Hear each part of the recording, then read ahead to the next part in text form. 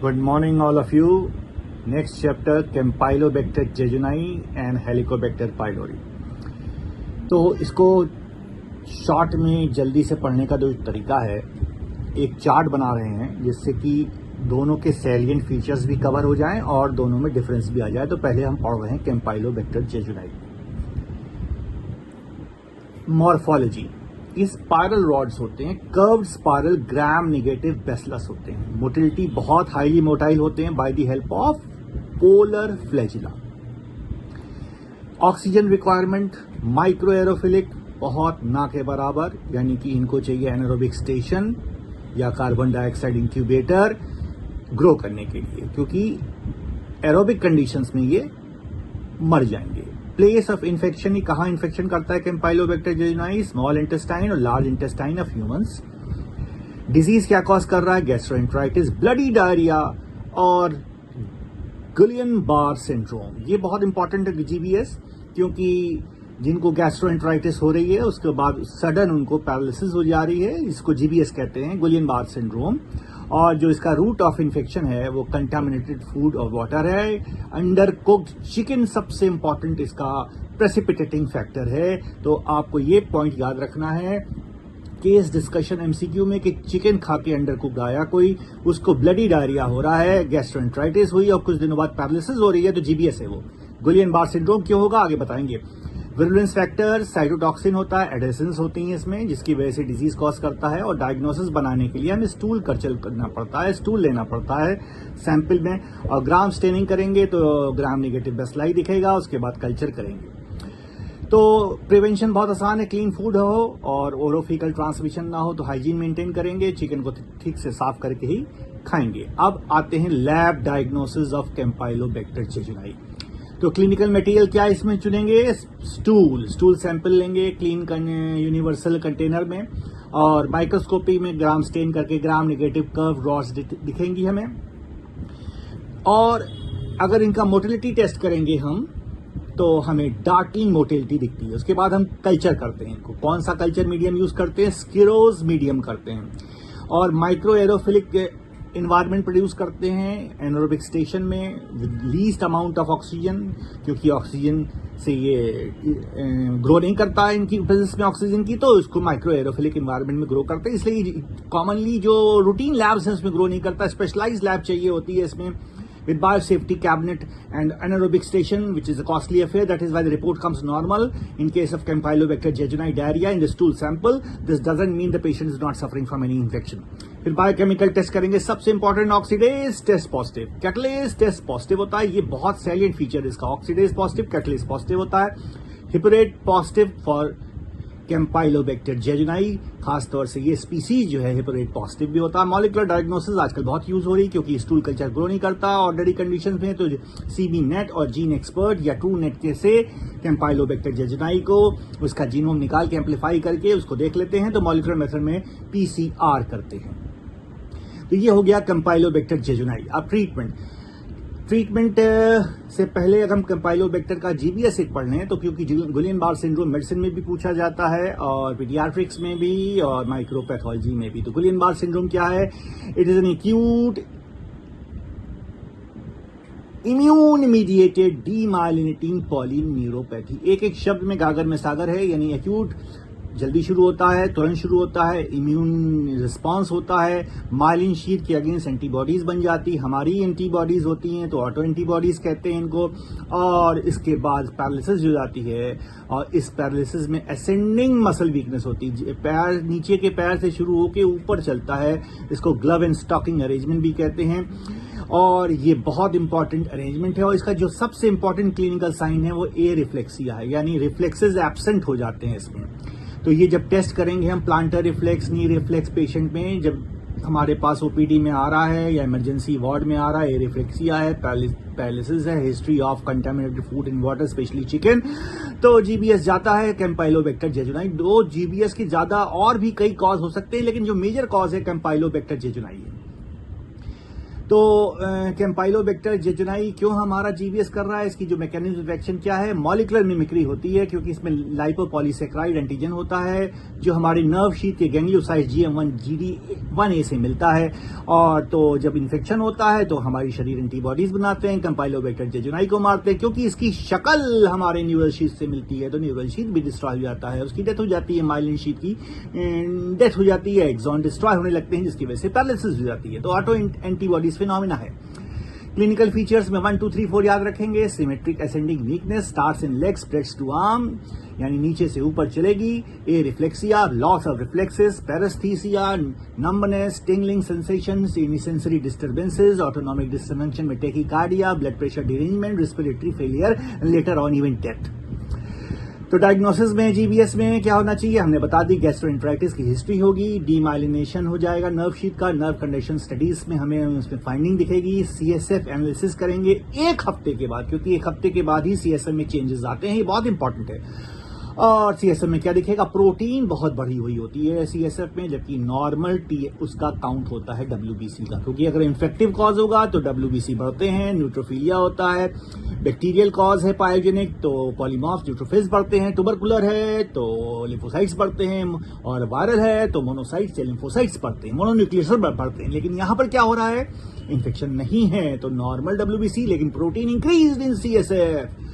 और आजकल serological test भी आ गए हैं कैम्पाइलोबैक्टर जेजुनाई के, जो टॉक्सिन एनालिसिस करते हैं स्टूल से और जल्दी से जल्दी फास्ट डायग्नोसिस बनती है।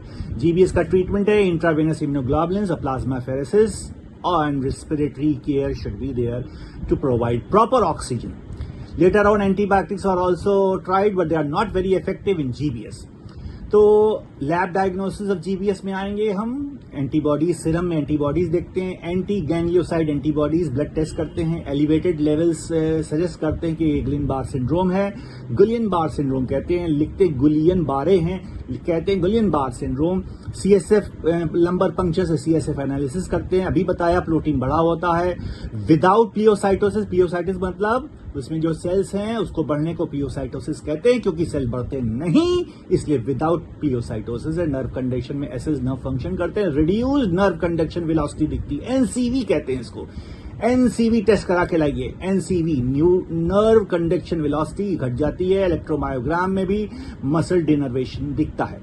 तो ये हमारा सब हो गया lab diagnosis of Campylobacter jejuni, Guillain Barre syndrome, इसका ट्रीटमेंट ये नटशेल में। और जो इससे मिलता जुलता बैक्टीरिया है वो है हेलिकोबैक्टर पाइलोरी, जो हम नेक्स्ट टाइम पे पढ़ाएंगे। तो इसलिए शॉर्ट में हमने आपको बिल्कुल समराइज कर दिया कैम्पाइलोबैक्टर जेजुनाई इंपॉर्टेंट क्यों है, क्योंकि गुलियन बार सिंड्रोम करता है, गैस्ट्रोएंटेराइटिस करता है, ब्लड डायरिया करता है, डायग्नोसिस और ट्रीटमेंट बता दिया। So this was about GBS and Campylobacter jejuni. Thank you.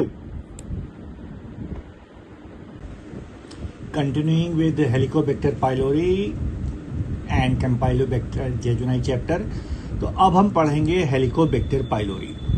तो जनरल कैरेक्टरिस्टिक्स पढ़ रहे हैं, दोनों को कंपेयर भी करेंगे, जिससे कि अगर कंपैरिजन आ जाए तो कंपैरिजन कर दें और अगर अलग से आए तो अलग से पढ़ें। तो मॉर्फोलॉजी में हेलिकल है ये, और ग्राम नेगेटिव बेसलाई है, मूव्स बाय मल्टीपल फ्लैजिला और उसमें सिंगल फ्लैजिला था यहाँ पर कैम्पाइलो में। ऑक्सीजन रिक्वायरमेंट दोनों में माइक्रो एरोफिलिक है, माइक्रो माने कम, ऑक्सीजन कम चाहिए यानी 6%, और कार्बन डाइऑक्साइड 10% चाहिए, यानी कि इसको एनारोबिक स्टेशन रिक्वायर्ड होता है या एडजस्ट करके कार्बन डाइऑक्साइड इंक्यूबेटर, और इसकी वार्मथ चाहिए इसको थोड़ा सा 42 to 45 डिग्री सेंटीग्रेड टेम्परेचर चाहिए ग्रो करने के लिए। ये है माइक्रो एरोफिलिक एनवायरनमेंट, दोनों के लिए चाहिए होता है। ये लार्ज इंटेस्टाइन, स्मॉल इंटेस्टाइन में रहता है, स्टमक में रहता है। और क्या कॉज करता है, गैस्ट्राइटिस कॉज करता है, पेप्टिक अल्सर कॉज करता है, स्टमक कैंसर कॉज करता है। यानी कि बहुत ही इंपॉर्टेंट है एच पाइलोरी आजकल की डेट में, क्योंकि gastritis, peptic ulcer, adenocarcinoma, stomach बहुत कॉमन है, और एक प्रेसिपिटेटिंग फैक्टर भी है ए पॉजिटिव ब्लड ग्रुप इसमें, और टाइप ए बिहेवियर, तो सब कुछ ए आ रहा है, देखिए ए टाइप ए बिहेवियर आ रहा है, ए ब्लड ग्रुप आ रहा है, और गैस्ट्राइटिस करता है जिसको एसिडिटी कहते हैं, और 50% population of the world is affected by H pylori. और थोड़ी इन्फेक्टिव डिजीज होती है, तो कहने का मतलब है घर में एक जने को होगी सबको हो जाएगी गैस्ट्राइटिस, क्योंकि नॉट प्रॉपरली वॉश्ड यूटेंसिल्स। हम लोग कहते हैं यूटेंसिल तो हम लोग धोते हैं, लेकिन गर्म पानी में जब धुलेंगे 80 डिग्री सेंटीग्रेड पे, तब जाके ये बैक्टीरिया मरेगा, क्योंकि 45 पे तो ग्रो ही कर रहा है, इसको वार्मथ भी चाहिए। तो ये एक बहुत बड़ा कारण है कि ये पूरे वर्ल्ड में कैसे इसने इन्फेक्शन कॉज कर दिया है और एक तरह का पेंडेमिक कॉज कर दिया इसने। तो विरुलेंस फैक्टर इसका CDT है, यानी साइटोटॉक्सिन है, इसका यूरिएज एंजाइम है, जो आगे चल के हम इसका टेस्ट भी करने जा रहे हैं, यूरिएज टेस्ट। और ये किसकी वजह से होता है? कैगे जीन और वैके जीन की वजह से होता है। MCQ में पूछा जाता है। और डायग्नोसिस बनाने के लिए यूरिएज टेस्ट करते हैं, एंडोस्कोपी भी करते हैं, अभी डिटेल में बताएंगे। ये सभी को पता है कि गैस्ट्राइटिस का जो इलाज होता है वो प्रोटॉन पंप इमिटर्स होते हैं। इसके केस में यहाँ पर H. पाइलोरी को मारने के लिए क्लेरिथ्रोमाइसिन और एमॉक्सिसिलिन प्लस मेट्रोनिडाजोल का कॉम्बिनेशन भी दिया जाता है और हाइजीन मेंटेन की जाती है। अभी हम इसको डिटेल में बताएंगे। पहले पढ़ते हैं lab diagnosis of H. Pylori. Lab diagnosis of H. Pylori बहुत ही ज़्यादा इम्पॉर्टेंट है और इसको पढ़ने के लिए दो तरह के मेथड्स होते हैं, एक नॉन इन्वेजिव और इन्वेजिव मेथड्स होते हैं डायग्नोसिस बनाने के लिए। इन्वेजिव मतलब इसमें पेशेंट में कुछ इंस्ट्रूमेंटेशन करना पड़ता है, तकलीफ होती है। नॉन इन्वेजिव में कोई इंस्ट्रूमेंटेशन नहीं करना पड़ता, कोई तकलीफ नहीं होती है पेशेंट को। तो नॉन इन्वेजिव पढ़ने जा रहे हैं पहले। उसमें सबसे पहले यूरिया ब्रेथ टेस्ट। इसमें क्या करते हैं, यूरिएज एंजाइम होता है हेलिकोबैक्टर पाइलोरी में। तो अगर हम यूरिया टैबलेट दे देते पेशेंट को, तो उसमें जो कार्बन डाइऑक्साइड होगा उस टैबलेट में वो लेबल्ड होता है। रेडियो एक्टिव लेबल्ड हो सकता है, फ्लोरेसेंट लेबल्ड हो सकता है, डाई लेबल्ड हो सकता है। तो जब पेशेंट हमारा वो टैबलेट खाता है यूरिया वाली, जिसमें कार्बन डाइऑक्साइड उसका जो यूरिया का है वो लेबल्ड है सम फॉर्म में, रेडियो एक्टिव फ्लोरेसेंट, तो यूरिया जब खाएगा तो H. पाइलोरी इसके पेट में होगा तो क्या करेगा, H. पाइलोरी में यूरिएज एंजाइम होता है, वो यूरिएज एंजाइम यूरिया को डिस्ट्रॉय कर देगा या तोड़ देगा और बना देगा अमोनिया और कार्बन डाइऑक्साइड। और अमोनिया से तुरंत pH चेंज होगा। और अगर हम इंडिकेटर डाल दें उस विसिनिटी में किसी टेस्ट में, तो तुरंत येलो से पिंक कलर आ जाएगा। तो ये काम हम करते हैं। और अगर ये टेस्ट ट्यूब में, अगर इन्वेजिव मेथड में किया तो टेस्ट ट्यूब है, और अगर हम ब्रेथ टेस्ट कर रहे हैं तो ये नॉन इन्वेजिव है। यानी कि जो ब्रेथ है, जब पेशेंट हमें सांस से ब्रेथ निकालता है तो उसमें कार्बन डाइऑक्साइड निकलती है, और वो कार्बन डाइऑक्साइड कहाँ की होती है, ये यूरिया वाली होती है। तो रेडियो एक्टिव लेवल या फ्लोरेसेंट लेवल, जो हमारा कोई सेंसर इसको ट्रैप कर लेता है। इसमें कोई भी इंस्ट्रूमेंटेशन नहीं करना पड़ा। जो इंडिकेटर वाला है वो इंस्ट्रूमेंटेशन वाला है। अब दूसरा टेस्ट है स्टूल एंटीजन टेस्ट। इसमें H. पाइलोरी का एंटीजन टेस्ट करते हैं स्टूल लेके, और इसकी जल्दी डायग्नोसिस बन जाती है। अब IgM IgG एक ब्लड टेस्ट होता है, वो कुछ दिनों बाद आता है, 6 दिन बाद या 10 डेज बाद आता है, लेकिन उसमें ये नहीं पता चलता है कि पेशेंट को अभी का इन्फेक्शन है कि पहले का इन्फेक्शन है, क्योंकि IgG दोनों में पॉजिटिव होता है और IgM बॉर्डर लाइन होता है, पहले के इन्फेक्शन में भी और अभी के भी इन्फेक्शन में। तो इसलिए ये डायग्नोस्टिक इतना नहीं करा पाता है कि अभी का इन्फेक्शन है कि पुराना इन्फेक्शन है। इन्वेजिव टेस्ट में CLO टेस्ट है, कैम्पाइलोबैक्टर लाइक ऑर्गेनिज्म टेस्ट कहते हैं इसको, रैपिड यूरिएज टेस्ट भी कहते हैं। इसमें क्या करते हैं, बायोप्सी करते हैं, यानी कि एंडोस्कोपी से एंडोस्कोप डालेंगे पेट के अंदर, वो स्टमक में जाएगा पाइलोरस में, और वहाँ से टिश्यू निकाल लेंगे या फ्लूइड भी निकाल सकते हैं। उसको एक टेस्ट ट्यूब में ले लेंगे, और टेस्ट ट्यूब में मीडियम है, मीडियम में एक इंडिकेटर पड़ा हुआ है। तो अगर हमने टिश्यू निकाला, टिश्यू में H. पाइलोरी है तो H. पाइलोरी है तो यूरिएज एंजाइम होगा, यूरिएज एंजाइम होगा तो यूरिया को ब्रेक डाउन करेगा। तो यूरिया ब्रेक डाउन करेगा, तो हमने टेस्ट ट्यूब में एक यूरिया भी रखा हुआ है, इंडिकेटर भी रखा है। यूरिया टूटा, कार्बन डाइऑक्साइड अमोनिया बना, अमोनिया बनते ही अल्कलाइन pH हुआ, इंडिकेटर ने अपना तुरंत एक्शन किया और येलो से पिंक हो गया मेरा मीडियम टिश्यू डालते हुए। उसके बाद हिस्टोपैथोलॉजी कर लेंगे। हिस्टोपैथोलॉजी में H. पाइलोरी के कर्व स्पाइरल रॉड्स दिखते हैं, और इस तरह से इसकी डायग्नोसिस बनती है। इतने सारे टेस्ट हो गए, बहुत ही इंपॉर्टेंट आजकल, क्योंकि ये जो है गैस्ट्राइटिस कर रहा है, पेप्टिक अल्सर कर रहा है, और आजकल एसिडिटी, गैस्ट्राइटिस, पेप्टिक अल्सर बहुत लोगों को है। जैसे हरी, करी, वरी, ये 3 कारण होता है पेप्टिक अल्सर का। जल्दबाजी, गरम खाना खाना, स्पाइसी खाना खाना, और चिंता करना, तो ये आजकल की सोसाइटी में बहुत कॉमन है। और एच पाइलोरी इन सब को प्रेसिपिटेट करता है और इन सब की प्रेजेंस में खूब ग्रो करने की कोशिश करता है।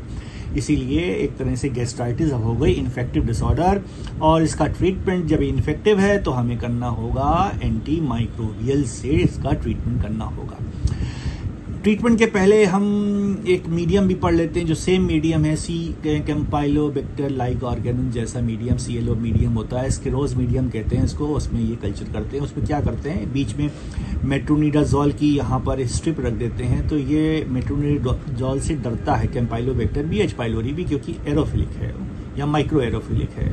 तो मेट्रोजिल से डरेगा, तो अगर यहाँ स्ट्रिप रख दी है हमने तो यहाँ से यहाँ कोई कॉलोनी नहीं आएगी ब्लड एगर प्लेट पे, और इधर कॉलोनी आ रही है। तो इस तरह से हम इसकी डायग्नोसिस बना लेते हैं, और डायग्नोसिस बनाने के बाद ट्रीटमेंट है इसका।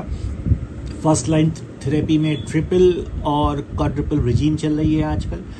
इसमें क्या कर रहे हैं, बिस्मथ क्वाड्रुपल थेरेपी है। इसमें बिस्मथ सबसैलिसिलेट 300 मिलीग्राम QID है, मेट्रोनिडाजोल 500 मिलीग्राम TID या QID यानी 3 बार या 4 बार, और टेट्रासाइक्लिन 500 मिलीग्राम QID है। ये 10 to 14 डेज दिया जाता है। इसके अलावा क्लेरिथ्रोमाइसिन बेस्ड ट्रिपल थेरेपी है, ज़्यादा इफेक्टिव है आजकल की प्रैक्टिस में। तो इसमें क्या करते हैं, क्योंकि इसमें क्लेरिथ्रोमाइसिन से रेजिस्टेंस कम पाया जा रहा है एच पाइलोरी का, तो जल्दी डिस्ट्रॉय हो जा रहा है, मर जा रहा है एच पाइलोरी क्लेरिथ्रोमाइसिन के प्रेजेंस में। तो क्लेरिथ्रोमाइसिन 500 मिलीग्राम BID, एमॉक्सिसिलिन 1 ग्राम BID और मेट्रोनिडाजोल 500 मिलीग्राम BID। तो ये एच पाइलोरी किट के नाम से मार्केट में आती है। HP किट होता है, इसमें ब्रेकफास्ट लंच डिनर इस तरह से लिखा होता है कि मॉर्निंग में कौन सी खानी है और इवनिंग में कौन सी खानी है, और या कई कंपनी ब्रेकफास्ट लंच डिनर के हिसाब से भी देती हैं एच पाइलोरी किट। तो अपने आप पेशेंट मॉर्निंग की दवाई खा लेता है, फिर इवनिंग की तीनों की दवाई खा लेता है, और ये बैक्टीरिया की डेथ हो जाती है। HP किट कुछ टाइम तक चलती है, यानी कि सम डेज। मोस्टली इसका जो थेरेपी है वो 10 to 14 डेज चलाई जाती है, क्योंकि इसमें गैस्ट्राइटिस होने की ज़्यादा उम्मीद होती है इस थेरेपी से, क्योंकि जो इसमें ड्रग्स हैं वो भी गैस्ट्राइटिस कॉज करती हैं। तो इन मेडिसिन में एक प्रोटॉन पंप इनहिबिटर हमेशा पड़ा रहता है। तो इस तरह से मरीज को हम ठीक करते हैं, और ये हो गया हमारा हेलिकोबैक्टर पाइलोरी का डायग्नोसिस और ट्रीटमेंट, जो आपको कभी भी नहीं भूलना है, क्योंकि lab diagnosis of H pylori और लैब डायग्नोसिस ऑफ कैम्पाइलोबैक्टर जेजुनाई बहुत ही इंपॉर्टेंट है, इसको हमेशा याद रखना है। Thank you.